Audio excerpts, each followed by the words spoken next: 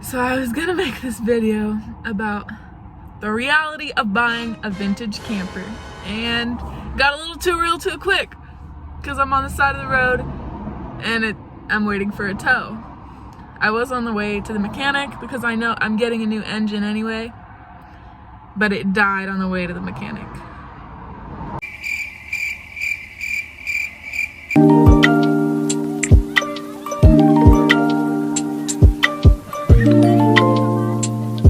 It's a 1986 Nissan Sunrader camper. A lot of these are Toyotas, but this one's a Nissan.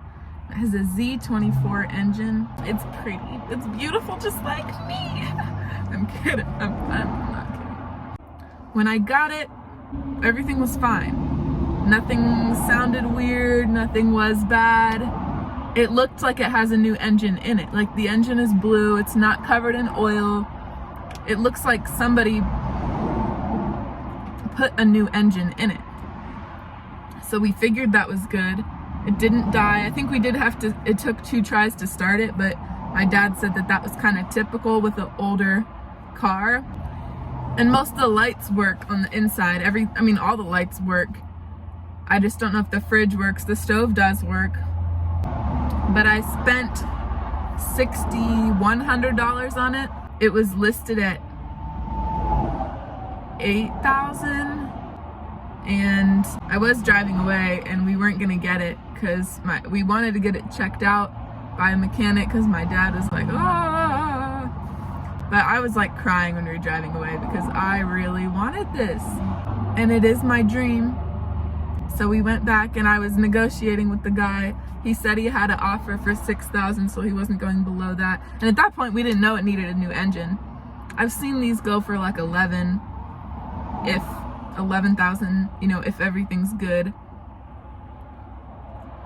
So anyway, and I was going to spend like $9,000 on a camper van. I had saved up like $9,000, so I was good spending that much. And that's why I'm okay with having to buy a new engine, because I was gonna spend that much, really, almost, to get something anyway.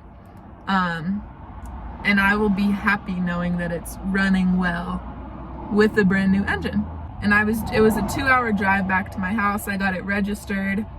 I got it on my insurance. I got it home and driving around.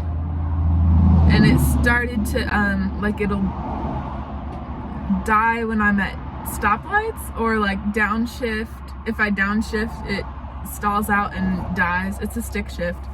And then I figured out if I can shift into neutral and keep the gas going just so it's revving enough so that it doesn't die.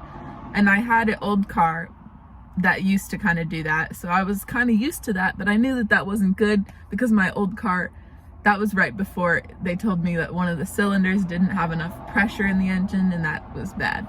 So I knew this was bad. We were trying to take it to the mechanic. We did an oil treatment. We put oil treatment in it. They told me to drive it, that maybe one of the rings hadn't seated yet on one of the pistons. So like maybe somebody put a new engine in and they didn't drive it enough. Like it has to basically be broken in. That's what they thought could have been the problem. Anyway, it was working kind of, and then I was driving to the coast and I had to go up this big hill, and it started to, like, I was pedal to the metal, like my foot was all the way down. And then I had to start, like, I saw the RPM gauge go, the speedometer doesn't work, but I saw the RPM gauge go like down. I'm like, okay, so I'm gonna downshift, and then the RPM still going down. And then I'm like in second, and it's still like, and the whole thing is like smoking. And I knew that was something too, that the mechanics, before this happened, that was bad. There was a lot of blow by. So if you take the oil, like where you put the oil in on the engine, if you take the cap off, it like smokes out of there, and that's not good. And it has a lot of exhaust, which is normal when it starts, but so I'm going up this hill and downshifting, and then smoking, and it dies, and I pulled over and I couldn't get it going again. and then eventually I like let it sit for a while, and I'm like halfway up this hill. Well, I'm like, I feel like I could see the top, so I was almost to the top, but it was pretty steep. It was like a busy street, busy road too. I waited a while, I started it again, I got it a little further, but not much. And then I had to like, it died again, and I had to like have it in neutral, backing up down the hill, backwards down the hill to get it into a good spot off the side of the road.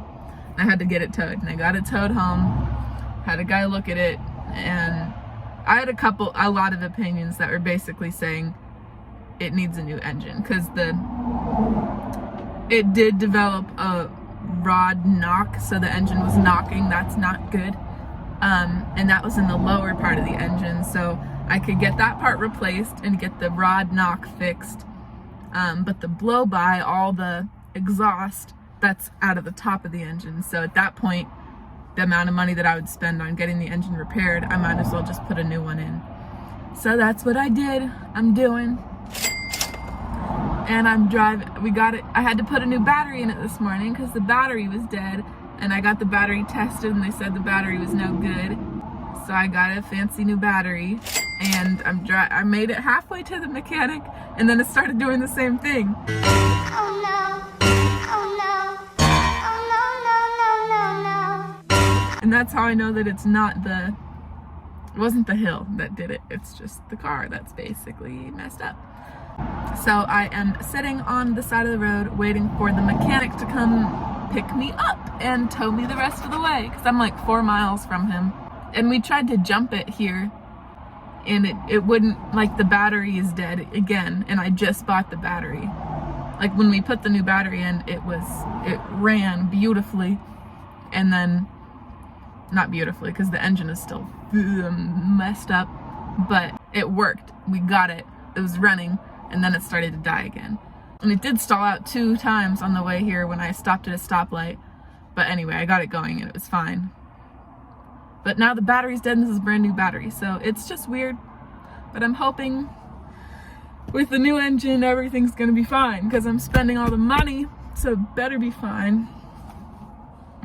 So this is the reality of buying an old mother effing car. The tow truck came and we got it on there. It scraped a little bit, but we got it on.